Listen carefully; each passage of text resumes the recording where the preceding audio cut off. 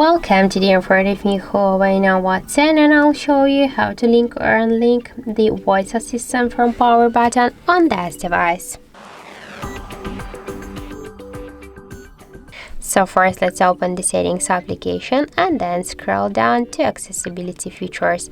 After that, tap here to shortcuts and gestures and then click here to all voice. Now just to use the power key to just use the assistant, we should click here on this switcher, wake with power button, and after that let's just press the power key for a second and we can see that the voice assistant is activated successfully.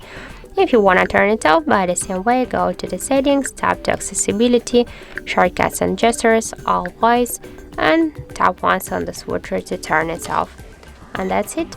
So thank you for watching, and if you find this video helpful, don't forget to leave a like, comment and to subscribe our channel.